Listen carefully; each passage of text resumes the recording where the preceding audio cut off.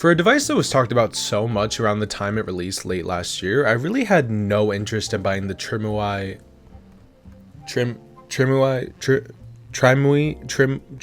Smart Pro device.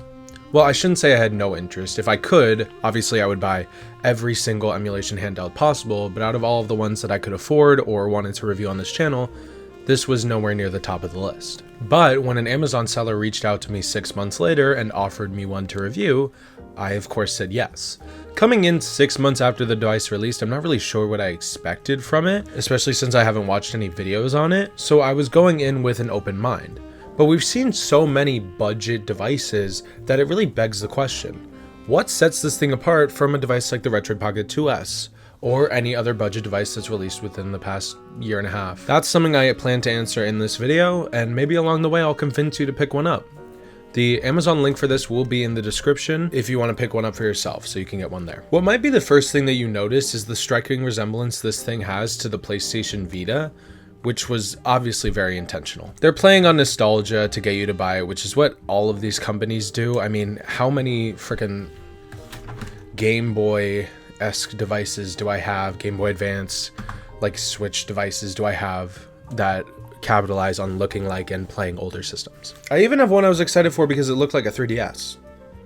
So it's not a negative, but I mean, it's very clearly based on a PlayStation Vita. It might honestly be a positive depending on how you look at it, but we haven't seen many budget devices that look like this, so it's up to you to decide. This whole device feels really solid. I have the white version here, and I don't think that this is the nicest looking version. When they emailed me to send me one, they offered me either the black or the white version, and I chose the white, even though I don't think it looks the best, because I'm thinking about the thumbnail here. Which one do you think is going to be more recognizable to people who have already seen this device?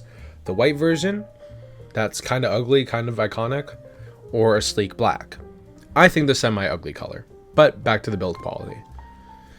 It's really nice. It's small and sleek, which, like, after using devices with and without big grips on the back for long periods of time, I've come to appreciate both sides.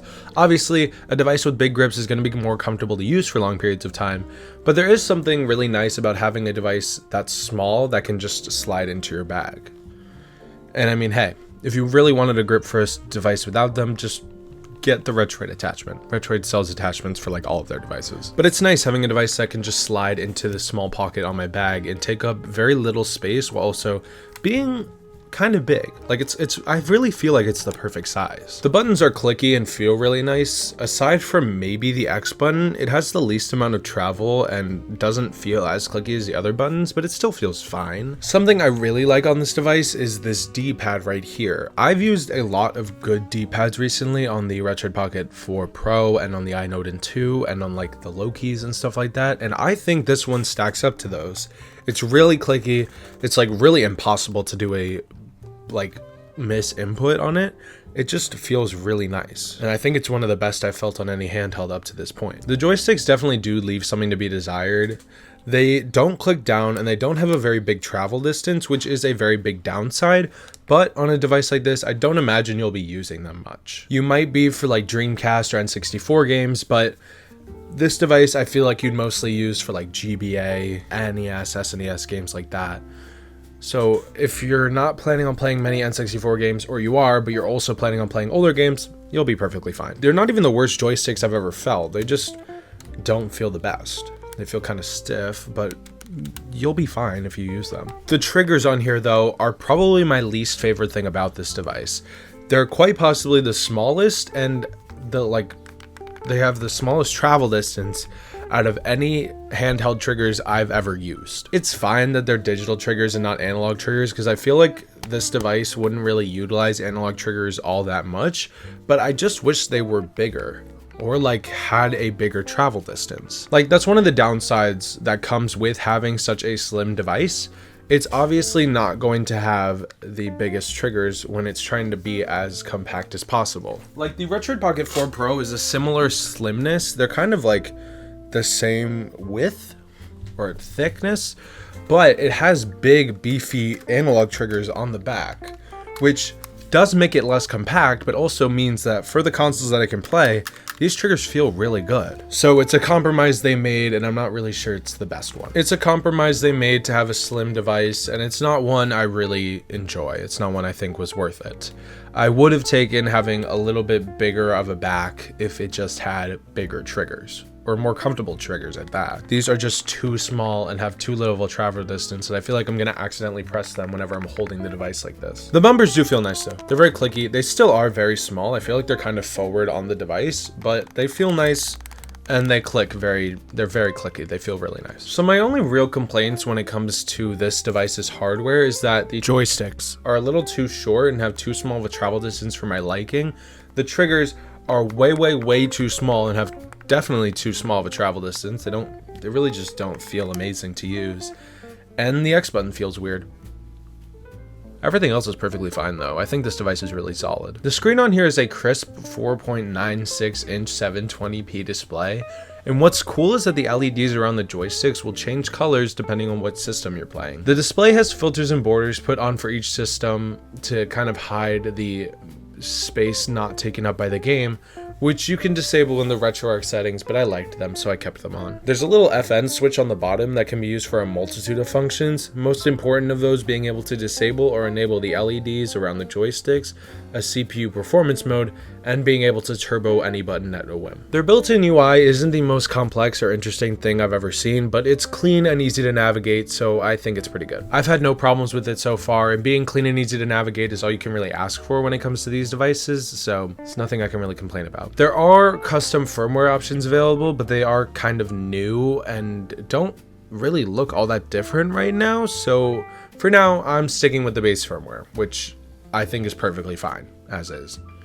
Maybe in the future I'll switch, but like, it's not a priority right now. Emulation on here isn't really anything impressive, and it's why earlier in the video I kind of alluded to the joysticks not really being all that necessary, because every 2D or primarily 2D system will play well, but only a few 3D systems will play at full speed. N64, Dreamcast, DS, and PSP games all run really well, but that's pretty much where the compatibility ends, and even for DS games, this doesn't have a touchscreen, so you're gonna have to use a digital stylus, which I know everyone loves. I really love all the configuration they've done on this device to make gaming fun on here, and aesthetically pleasing, but I feel like in this day and age, only being able to get up to like N64, DS, Dreamcast, or PSP is a major downside, especially for its price. Now, there are cheaper ways to get it, but Amazon does guarantee the quickest shipping and like probably the best customer support if something goes wrong, so you have to weigh your options. But like I said, for its price, its emulation capabilities are probably its biggest downside. I mean, don't get me wrong, everything that it can emulate, it emulates really well, and I really like playing these games on here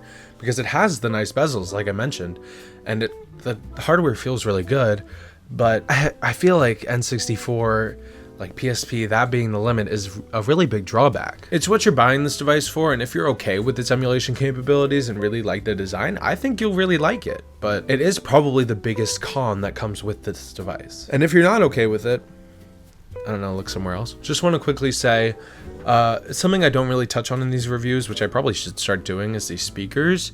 These speakers sound really good. They're not like amazing or anything, but they sound really good for what they're in, what device they're in.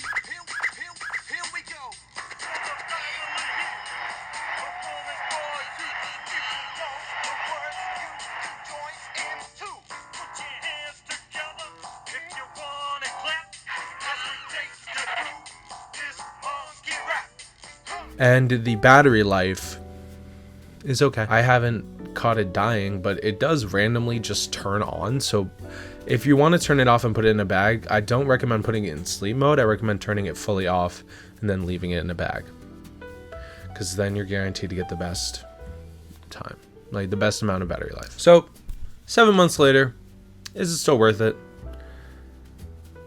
I hate giving this answer, but it really just depends on what you're looking for. There are plenty of cheaper, smaller devices that can play as many or more games as this, but none of them come in this design, so I think it's really up to you and what you want. I think it's a great device, and I don't think you can really go wrong in getting it, but if you're looking at devices to get, just make sure there isn't one that would be better tailored towards you in terms of what it can play, what kind of hardware it has and the specs. Like any of the cheap Retroid or Anbernic devices they're constantly releasing, those might not be a bad choice. I've enjoyed my time with this thing so far, and I'll really enjoy using it in the future, but I'd probably tell people who are looking at it to look around, do a little shopping around. I mean, I tell them that with every device, just make sure you're getting the right one, but like this one's kind of expensive for the games it can play, so maybe take a look around. But what do you guys think? Did you buy one during the craze that happened last year when this thing was first announced for some reason? Do you still like it? Are you thinking of buying one now? Do you regret buying one? Let me know in the comments down below, and I'll see you next week. Goodbye.